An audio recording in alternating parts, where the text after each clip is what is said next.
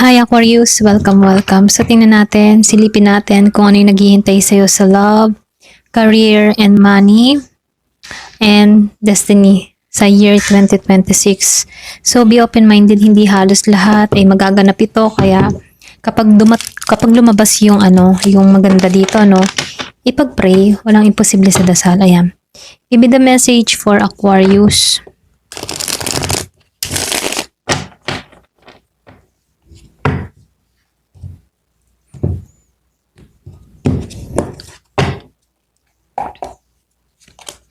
So, 5 cups.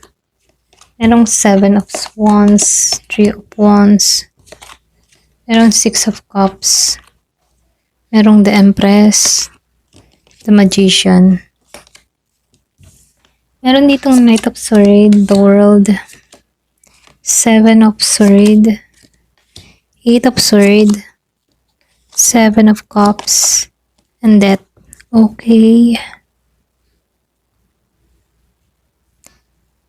Madalas mo makita yung 7-7. So, meron akong nakikitang malaking sorpresa sa'yo. Okay?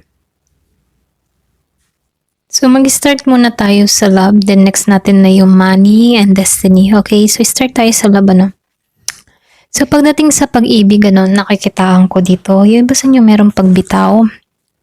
Meron akong nakikitang pagtatapat. Meron ding bagong simula. So, dito, Aquarius, masakit yung pinagdaanan mo, okay, sa nakaraan mo. Pagdating sa puso mo, okay? Or pwede rin hanggang ngayon, meron kang pinagdadaanan. Pwede iba sa inyo, meron kang kadiling na Scorpio, Pisces, and Cancer. So, dito yung lungkot ay meron ako nakitang lungkot, pagsisisi. Parang may mga salitang hindi na nasabi or connection na hindi natapos ng maayos, okay? So, dito sa 6 of Cups, nakikitaan ko dito, maring past love or soulmate energy, isang taong hindi mo pa hindi mo pa nakakalimutan, okay? Tuluyang nakakalimutan, ganon. Ayan, pasensya na. So, dito, nakikitaan ko dito, meron lumabas na 7 of sword and death dito, okay? So, nakikitaan ko dito, yung banti po, nagpapakita ito ng tinatagong emotion, hindi pag-amin ng totoo. So, lumalabas, mari ikaw ay, or siya, or pwedeng pareho kayong dalawa, ay nagtatago ng tunay na nararamdaman. So, dito sa death, ito yung card na malinaw. Kasi may mga kailangang matapos para makapagsimula ulit, okay? So, dito pumapasok yung transformation pagdating sa pag-ibig, okay? Maring iwan na yung toxic pattern, tuluyang gumaling para tanggapin yung bagong pag-ibig. So, ganun yung nakikita ko dito, So, dito, pagdating sa mensahe sa'yo, yung tipong hindi mo kailangan habulin yung mga nakaraan para maramdaman mo ulit na yung pagmamahal, Sa oras ng pagkawala mo sa dating nakaraan, nakikita ko dito, meron ditong totoong parating na magmamahal, okay? So, dito, lumabas yung pagdating naman sa kaperahan, okay? So, meron akong nakikitang taong nagsisikap, merong katatagan, merong mga bagong pananaw, okay? So, napakaganda ng energy mo dito kasi dito sa 7 of Wands, nakikitaan ko dito, ito yung tanda ng pagtindig sa laban. Kahit ba may mga hamon or kompetisyon, nakikitaan ko dito na hindi ka sumusuko, okay? So, dito, sa 3 of Wands, nakikita ko dito, merong expansion, merong mga paparating na opportunity, growth sa career, and negosyo, okay? Kaya lang dito, sa Knight of Swords, nagsasabing, mabilis yung kilos mo, pero may matinding drive na makakamit or gusto mo, okay?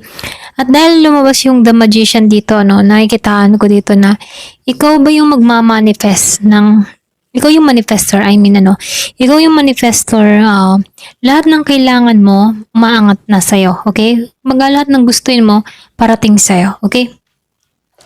So, malakas yung karisma ng iba sa inyo, okay? Ayan, pagdating sa mensahe, pagdating sa kaperahan, meron akong nakikita dito na huwag kang matakot, okay? Pagdating sa kaperahan mo, kasi yung iba sa inyo, sinubo ka lang para mapunta ka sa bagong direksyon, okay? Kapag pinagsama mo yung talino at tapang, lalago yung kabuhayan mo kasi yun yung meron ka eh. Pwede nga iba sa inyo, logic ka mag-isip, ayan, ito lang yung nakikita ko dito. So dito pagdating sa destiny mo, meron nung nakikitang clarity, mayroong freedom, ganyan. So nakikitaan ko rin dito meron ditong pagbabago na mangyayari sa'yo, okay? So dito dahil lumabas yung Empress energy, dito ito yung tanda ng kasaganahan, self-love at creativity. So dito nakikitaan ko dito na ito yung panahon na makakamit mo yung respeto, kagandahan ng buhay. So nakikitaan ko dito minamahal mo na yung sarili mo, okay? So lumabas yung Eight of Swords dito nakikitaan ko dito. Kumbaga, para kang yung parang kulungan ng isip mo or may mga kumukulong sa isip mo na kailangan mo ng tanggalan, okay? Pwede yung kumukulong takot, limitasyon. Kumbaga, ikaw lang yung makakaalis nito, okay? Kung ano man yung dadalhin mo dito, yung iba sa inyo, pwedeng meron kang pagdaanan na problema, okay? Or mga suliranin. Pero, nakikitaan ko dito, kaya mo tong tanggalan, okay? So, dito, sa tulong ng the world, malalampasan mo to. Okay? So, nakikita ko dito, ito yung completion card na nagsasabi na tapos na yung isang cycle at simula mo na yung bago, ganyan. So, lumalabas din dito sa Seven of Cups na marami kang option at ito iba. Yung bang tipo na meron ding babala rin dito na kailangan mong maging totoo. Okay? So, nakikita ko rin dito, kapag tumigil ka sa pagdududa, makikita mong nasa harap mo na yung pintuan ng bagong buhay. Okay?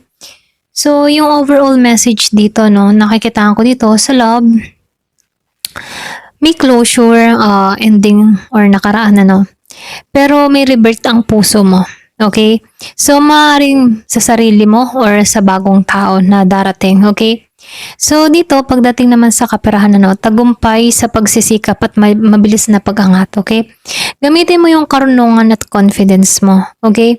So, nakikitaan ko dito, pagdating naman sa destiny mo, transformation, freedom, meron ditong bagong cycle na puno ng self-love, okay? So, meron ditong abundance and success.